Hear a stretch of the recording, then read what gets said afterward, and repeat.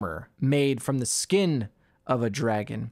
In fact, this whole arm is armored, the thinking being dragon skin and dragon scales would be fireproof. So I wanted his arm to feel fireproof and elements of his costume have kind of a fireproof inspiration. Now, before I export this whole thing and bring it into Blender, we have to do a few things. First, we got to put a fresh coat of paint on here. One of the things I wanted to try in the workflow was skipping out on texturing and UV mapping that you would do in a production workflow and just painting colors in ZBrush and then mixing that with things in Blender. So I used Polypaint and ZBrush to lay down some colors, kind of just airbrushing basic colors, but also just bringing in textures that have some detail and painting through that to get some cheeky detail in some models too. After he's painted up, we need to decimate this because right now this whole character is like over 100 million polygons. It's a lot. I can't just export it. That would take forever, A. And B, it would be so slow working with it. I don't even know if my graphics card would be able to render it. So we need to crunch this down to a manageable number. To do that, you need to use Decimation Master and ZBrush. Really just lets you pick a percentage. You try a couple different things to make sure you're keeping the model detail that you have, but then you make it as low as possible. So I ran through all the subtools and I did that to each one, preserving the color that we painted. And now after all this time, we have a high poly character that we can export and finally use Blender. But before we export it, I do want to get my feet wet in Blender. You know, you got to walk before you run. So I thought it would be wise to start small. So I chose a couple elements of the costume that would be good test cases to take all the way through as kind of micro projects. I chose the fire potion and the sword, thinking the fire potion would be pretty easy and the sword would give me some opportunity to do a little bit more complex things that I need to do for the workflow. These little projects gave me the opportunity to do basics like just exporting and importing the models, creating procedural materials that I'm going to use a lot on the final character, and then doing basic things like setting up lights and an environment and creating final renders. The more I worked on these scenes and in Blender, the more fun I had. And I ended up with the fire potion scene going a little bit farther and bringing in extra textures to kind of make a table that it was sitting on. And I even scattered dust on top of it to create kind of a macro photography look. So once I was done with these little micro projects, I felt a lot more confident in using Blender, and we got some extra renders for the final presentation. And I get to use this work in the final scene because I can just copy and paste these things and we'll already have a head start on our look dev. And now all that's left to do to work on our full character is to finally click export. We're finally in Blender. Behold, Blenderness.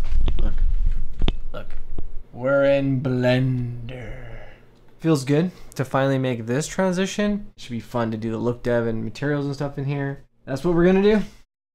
Now that we're finally in Blender, it's time to make things pretty. So I first loaded in an HDRI environment to light things up, and then started creating materials to apply to the costume. Applying the different materials with the different properties and then tweaking the colors and seeing how they balance together. It's just fun to kind of like decorate the character you've been working on for so long and finally see it come together. Not only am I adding the different materials and colors, but I'm adding like little bits of detail and tiling detail for the things like the leather and the fabric, which help the materials feel real. And then rendering it in cycles to check everything, we're finally seeing the character in this realistic light for the first time, which gives you this whole new perspective. In doing all the texture and material work during this look dev, I'm using tileable textures and procedurals that I've collected over time, most of which coming from the Substance Source library. One of the more important aspects I knew was going to be this outer layer, this kind of tunic. So I went onto the library and I started searching for different kinds of animal leather and patterns. Then I imported those materials into Sampler so that I could export tiling texture sets. So I tried two different things. One meant to be sort of a dragon leather, hopefully looking a little bit like dragon skin, in this case, crocodile. And then the other one is more of a geometric pattern. So I tried both to see what I liked more. And I definitely liked this dragon leather. I thought it looked a lot more interesting.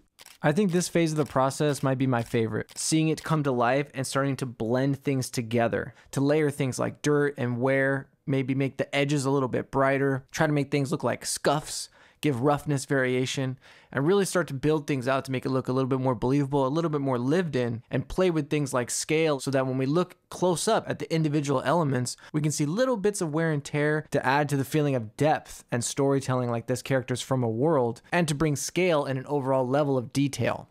At this point, the body's coming along pretty well, so now it's time we need to shift focus over to the head and the face area to make some progress there. So obviously with every character, the face is really important. And now it's time that I really start to focus on the neck up. Once I got it into Blender with the real lighting and started doing test renders, the proportions felt off and I just lost the vibe that I felt I had in ZBrush. And sometimes it's hard to tell because when you're in ZBrush, things feel totally different and just making millimeter changes can make a really big impact. So I focused on the head for a period of time to really try to get that vibe I initially wanted. So I went back to ZBrush and I started to refine the sculpt, play with proportion a little bit. And I also knew that I wanted to do displacement so I could do close-ups in Blender and really try to make a really high quality looking render. So I added the tiny details in ZBrush using my skin detailing kit. I made a more detailed video for channel members, but I essentially just subdivided it up high and I just added the different pores and wrinkles by hand that way. Just spent time making sure the scale between all the details was correct and tried to capture an age that I felt was young enough to be this archetype I was after, had enough detail to hold up in close-ups, and also felt like hopefully a guy that's been out and about. I also wanted to add this scar. I knew from the beginning I thought it'd be fun to show a scar that goes from the face and through the different hair pieces so that I could remove those hairs, try to tie the whole thing together, and also again tell kind of a story. It's not really important if the viewer gets this, but what I was thinking with the scar was like a scratch maybe from a Close Encounter, you know, of a little baby dragon or something,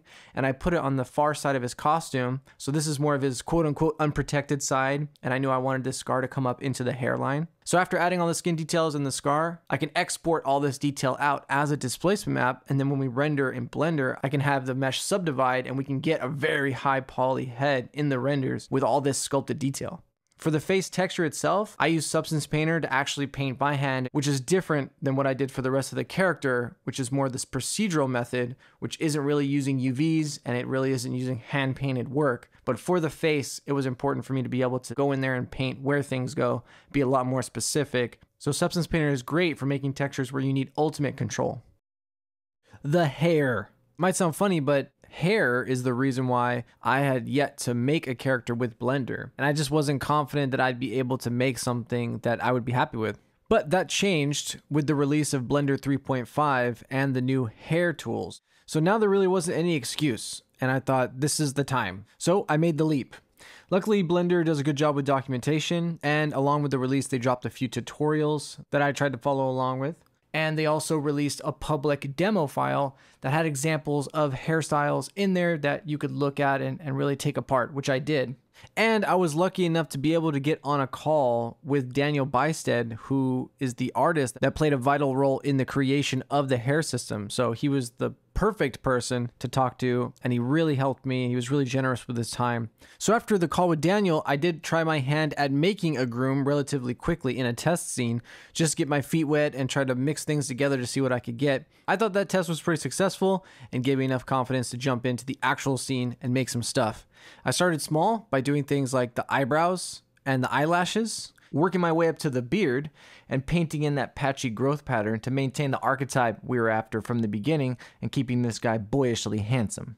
For the full hairstyle, I went through several ideas that I liked, but ultimately ended on the Jack Dawson look. I mean, look at this guy. But then I really like this idea of the scar from maybe a previous adventure.